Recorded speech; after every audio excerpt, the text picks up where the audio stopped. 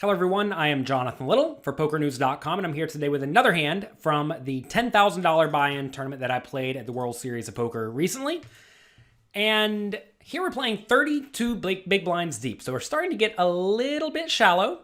And, when you're getting a little bit shallow, oftentimes whenever you make any sort of hand, you're going to find yourself all in. So, facing a raise to 2,600 from a tight, aggressive cutoff player with King 8 suited in the big blind, this is a mandatory defend. If the opponent even raised to like 3 big blinds, we still need to call. I think a lot of people play way too tightly from the big blind, especially if they are recreational players or players who are perhaps playing a little bit out of their comfort zone by playing either a tournament when they're used to playing cash games, or because they just are playing too big, right? If you normally play $500 tournaments, but you're in a $1,500 tournament, I think you're going to find people tend to play a little bit too tightly, and that gets them in a lot of trouble because it results in you just blinding out. You cannot blind out. That is one of the worst things you can possibly do. So, with King 8 of clubs, we are going to call. This hand does flop reasonably well. If I am going to re-raise, I'm going to make it about 8,000, but you don't really want to re-raise King 8 suited because it flops so well. If this was King 4 offsuit, well then sure, 3-betting as a bluff becomes a reasonable idea. But King 8 suited flops very well, so we're going to call. So we do get a great flop. I am essentially never leading here. The times you want to have a leading range are when the board is particularly good for the big blind defender and particularly bad for the preflop raiser. And that's usually going to be the middle connected suited cards. So when it comes like 9-8-5, right?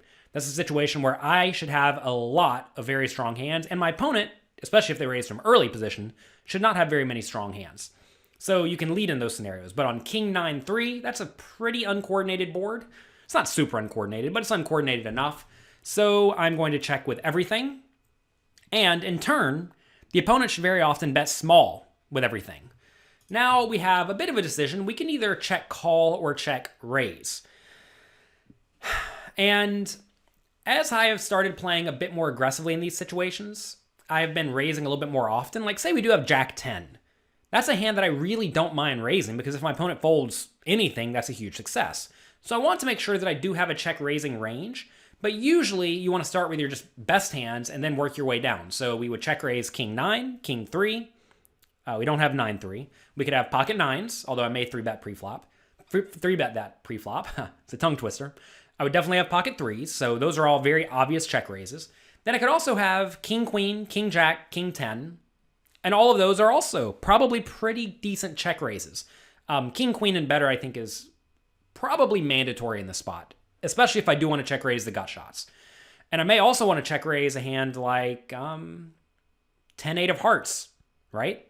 That's a hand that I can't really check call, but it is a hand that certainly has a decent amount of equity. Or a hand like, Jack 8 of diamonds. Those are all hands that make a lot of sense. So if I do want to be attacking in that scenario and make sure I'm not folding way too often, because notice here, if our opponent picks up the pot even a quarter of the time, 25% of the time, he's betting 2,500 into 10,000, then we have to defend very, very frequently. And if we're folding too often in this spot, we're just going to get crushed. So we have to make sure we stick around, and that often does imply fighting with some of the marginal stuff, which also implies being balanced if our opponent is good, and he is. This is a $10,000 tournament. We need to be balanced by perhaps raising this King 8. That said, I think this is probably right on the cusp of raising versus calling. So I'm just going to call most of the time in a tournament setting.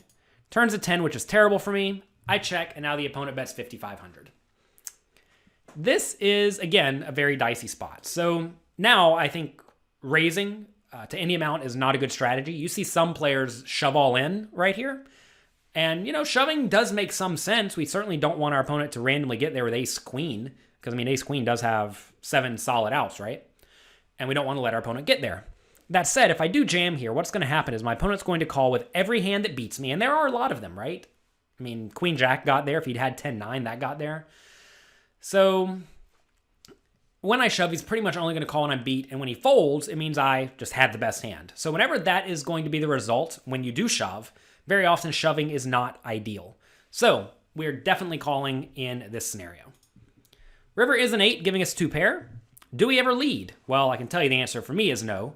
The times you want to lead again are when the board significantly changes such that your opponent will not value bet his now marginal made hands. But if our opponent does have ace-king here, he's just going to keep betting. If he has king-queen, he's going to keep betting. If he has 10-9, he's going to keep betting.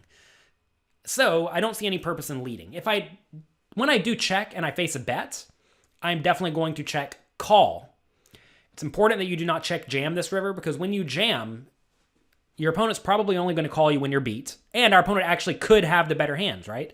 There's no reason he doesn't have king 10 and king 9 in his range. And he could also have the very obvious queen jack. So in this scenario, do not overvalue your hand. I think a lot of players get in way too much trouble by checking, having their opponent bet 8,000 on the river, and then they shove all in thinking, well, the opponent bet small 3 times, so he can't have a premium hand because he would bet big with those. And that may or may not be true. Sometimes people do bet big with their nut hands, and sometimes they don't. So do not overplay your hand in this spot. If I do check the river, as I did, and my opponent goes all in, I'm definitely calling. It is unfortunate, and really, it's kind of hard to come up with very many obvious bluffs, besides like ace-queen and ace-jack, and those hands may not even bluff, because they may think they have a tiny bit of showdown value. In reality, they don't, but they may. So it's a tough spot where this is one of the best hands I can have, because I would likely check raise king 9 on the flop, right? If I had king 10, I may still check call, but I may check raise that one on the turn. So what better hands do I have? There aren't many, right?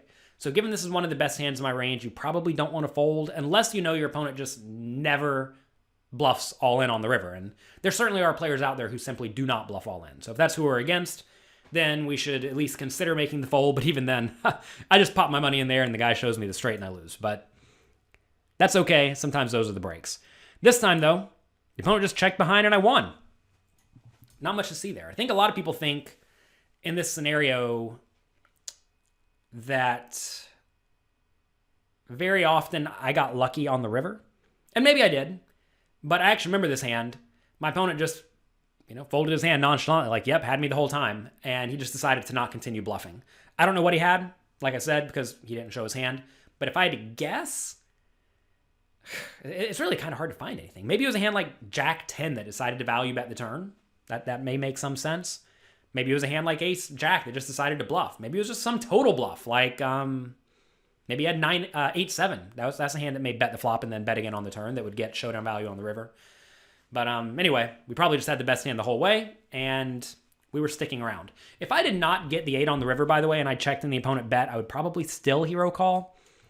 I'm clearly a bit of a calling station. You have to understand, whenever you're checking and your opponent bets, you are getting good pot odds. You need to be right. Well, if they pot it 33% of the time, a little bit more if you're in a tournament. But you don't have to be right all the time. I think a lot of people get in their minds, okay, I need to be right at least half the time. But no, pot odds exist and they should be accounted for. So this is the last hand I have from this $10,000 tournament. I don't exactly remember how it ended. I do remember, I think it was this tournament actually, where I had a set against my opponent's top pair. We got it all in, and he ran out a full house. The top card pair on the turn, and he paired his bottom card. I think he had ace-5 against my 9s, and the board was like ace-9-3, and it came off ace-5, and I lost. I think that was this tournament. I probably decided not to upload that hand because I was annoyed, and we move on with our life. So next week, we're going to start going over a few hands from a $1,500 buy-in shootout at the World Series of Poker that I final tabled. So be sure to come back to Poker News and check that out. If you are enjoying these hands and you want more like this, make sure you check out my podcast, Weekly Poker Hand. Every week, I upload a hand just like this, very similar. You can find that at jonathanlittlepoker.com/WPH. You can also listen to it on iTunes or watch it on YouTube. I put out a lot of content for you. It's all completely free, and I hope you enjoy it. If you do, please share it with your friends. That is by far the best thing you can do for me and other content producers like myself. We're trying to spread the word, help people out, and benefit the poker community. So I hope you enjoy it. Good luck in your games, and I'll talk to you next week.